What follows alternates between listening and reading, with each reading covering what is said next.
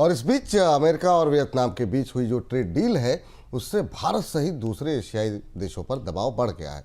Deal के तहत Vietnam के सामान की अमेरिका में बिक्री पर 20% टैरिफ लगेगा।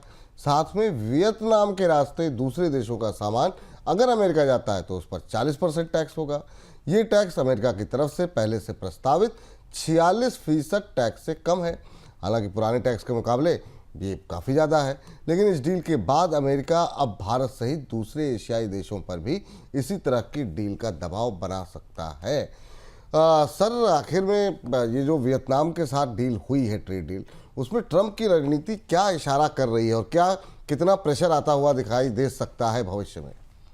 देखिए, कल ही हम लोगों ने अपने कार्यक्रम में इस बात पर संकेत दिया था कि वियतनाम ने भारत की डील फंसा दी है और वही होता दिखाई दे रहा है। इस डील के जरा हिस्से पुर्जे खोल के समझते हैं तो हमें समझ में आएगा कि डोनाल्ड ट्रंप ने एक छोटे से देश को, जिसकी बड़ी निर्भरता है बाजार के लिए, छोटा देश है वियतनाम और उसकी अमेरिकी बाजार पर निर्भरता है, उसे अपनी शर्तों पर मानने के लिए मजबूर करके एक किस्म का बेंचमार्क खड़ा कर दिया है टैरिफ में एशिया के लिए।